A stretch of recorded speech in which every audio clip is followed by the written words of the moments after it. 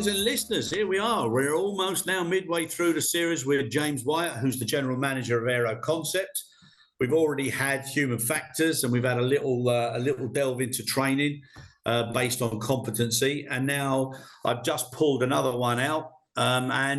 James, you'll be pleased to know that this topic is data and data sharing. So firstly, welcome again. Thanks again for joining us. Thanks, Chris. Thanks for having me back. Really, really appreciate it, James.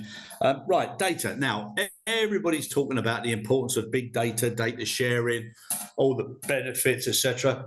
And then when you look at safety or other specific subject matter, it's actually quite difficult to get a good overview of what's happening because people are reluctant to share such sensitive subject matter.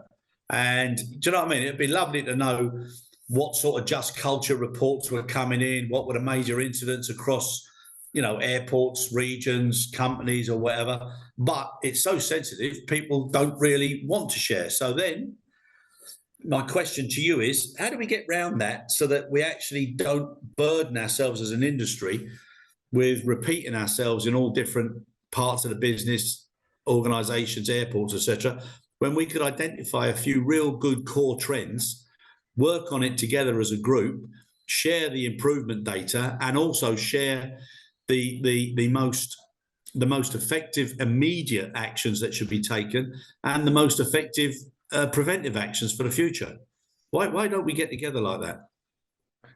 Yeah, interesting question. I think you see very, very often on the let's call it the industry circuit, at various conferences and workshops and so on. This topic comes up more and more and more, and there is big emphasis on on the sharing of data, and in these forums there seems to be a high level of engagement. I'd go as far as sometimes even commitment to to sharing data, whether that's on an operational level, whether that's linked to commercial, and that's where the real sensitivity comes in, right? The protection of that data, which I think we understand the reasons why. But then following these events, working groups are set up. I mean, there are various initiatives running, whether that's on an industry level with with IATA or TIACA and various other groups, whether that's on a regional and sometimes even on a country level or a specific sector level, whether that's security or dangerous goods. But I always come back to the point of what is the real what is the real outcome when it comes to operations and the assessments of incidents and accidents and so on, and the sharing of that data. I think we're a lot better at that. I think there is various streams where things are shared in a more neutral way to be able to learn from that, whether it's a dangerous goods occurrence, whether it's a ground handling incident linked to a piece of equipment and so on. So we're able to get some kind of data and able to then look at various trends of where certain things are happening, in what stage of the operation is it happening, but is it really helping? And COVID, of course, has been a huge accelerator for the use of data across all different levels, whether that's a truck driver arriving at a cargo warehouse to collect or drop off cargo and going to the counter, right, with paper. Yeah. Does how are we able to, to reduce those levels? How are we able to, first of all, from an air cargo perspective, Chris, when we talk about data, I think we need to take a step back here and think about how is the data ingested into the system? Yes, yeah. Right? We're still very, very much a paper-orientated organization. Let's go back to the traditional airway bill.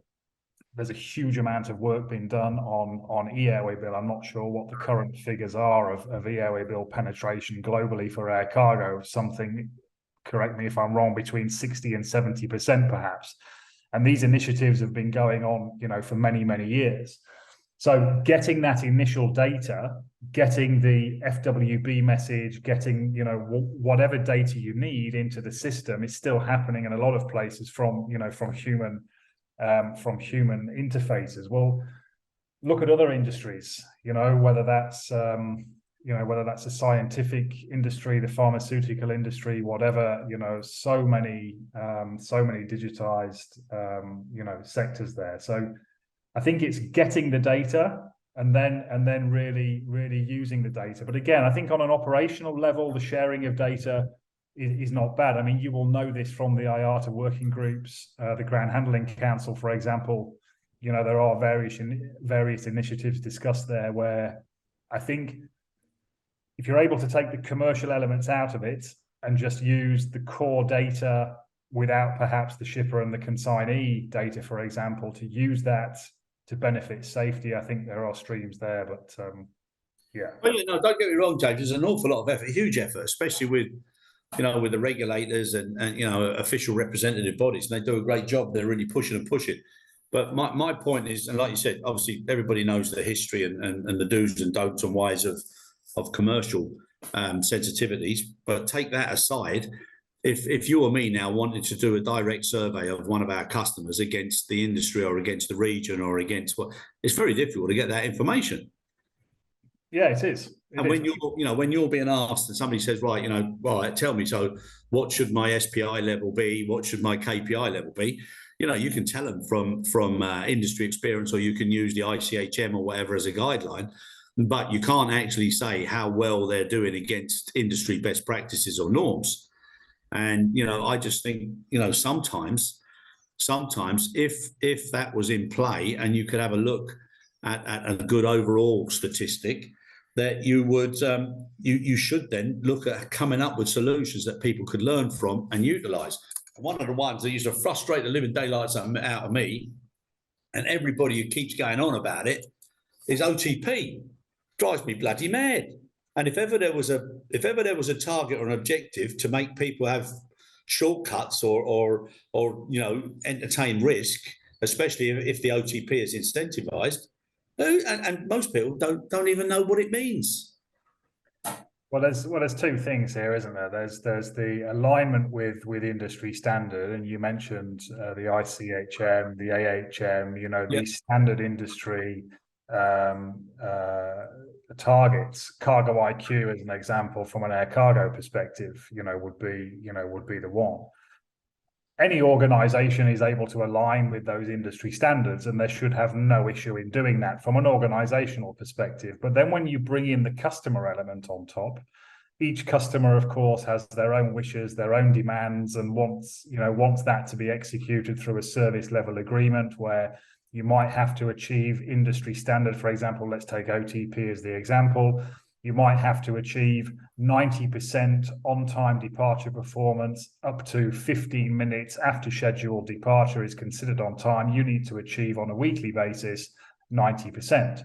The carrier might say, if I'm a ground handler, the carrier might say, well, okay, to handle us, you need to achieve 95% or 97% or whatever that is. So then you have multiple customers wanting multiple different standards. Then as the ground handler, it's very, very difficult to be able then to manage my organization, to manage my resources, to manage my operational process flows, outbound, inbound, the whole piece, to be able to match that performance requirement, which is ultimately then linking to data. So when I get the data as the ground handler after the event, at the end of the week, the end of the month, or whatever, I'm basically doing individual assessments based on customer level.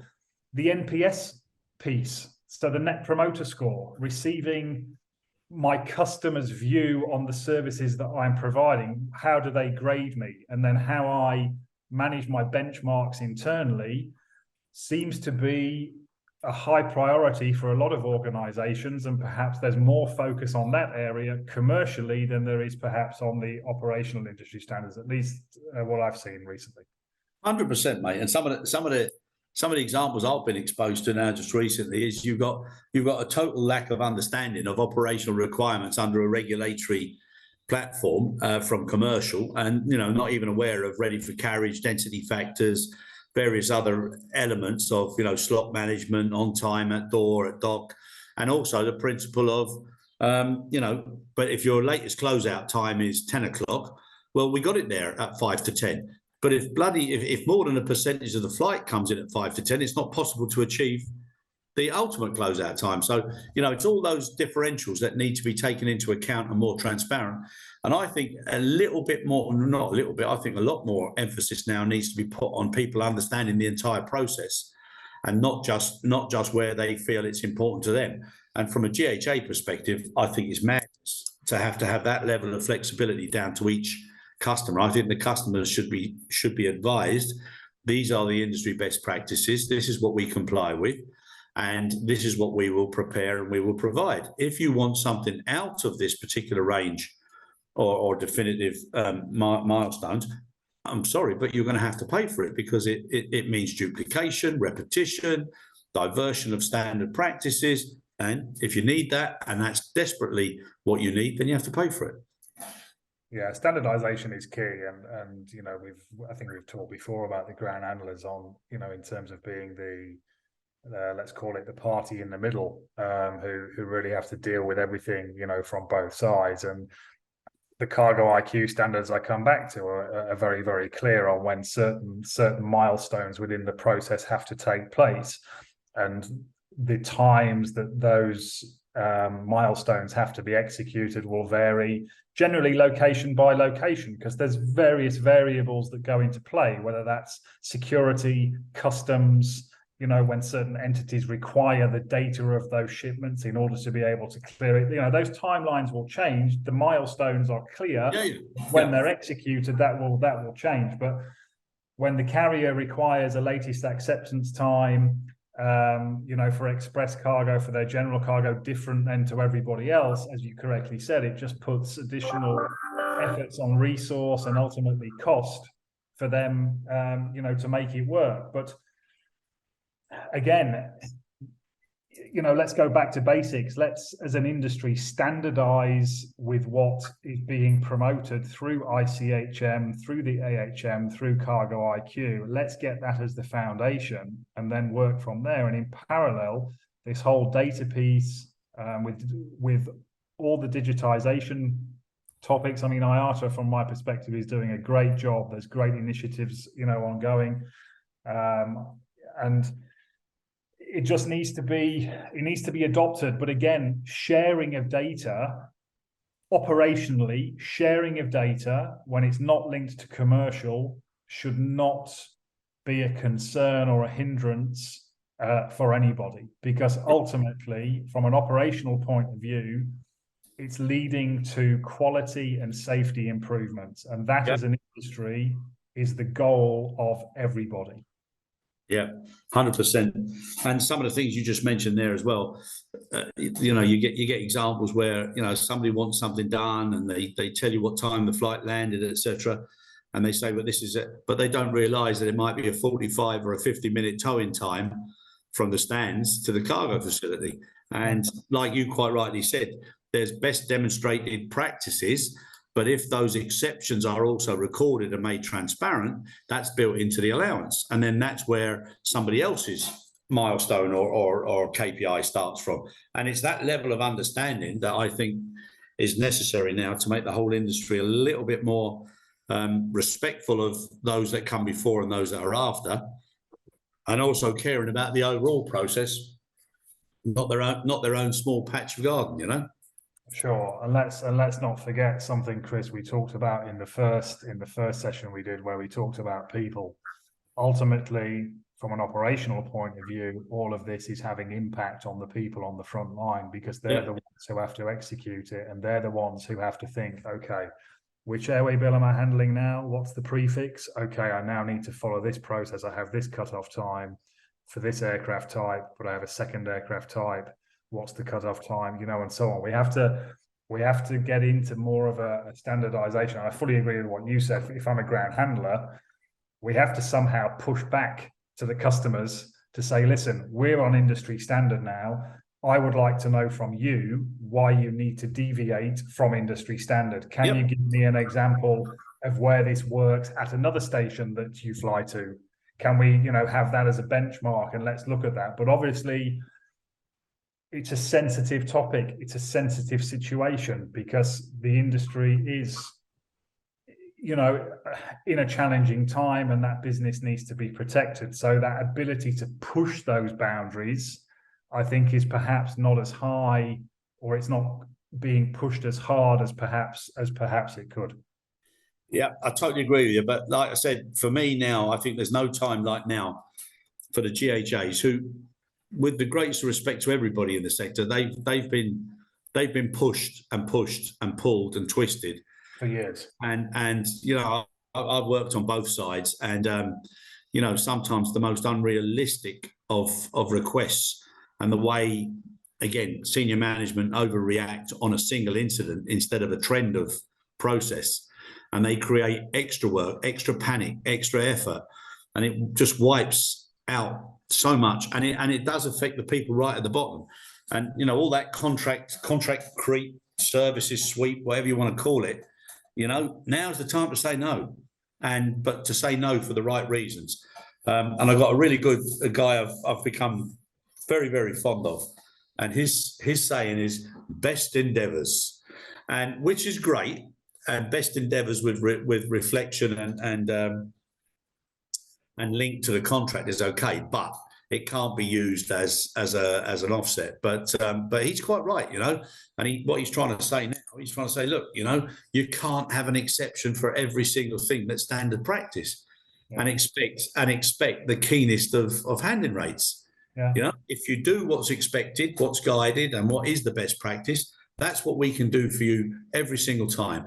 But if you keep making it complex, you know, and at the end of the day, James, something that I love is, if people can consistently do what's ordinary, it's extraordinary.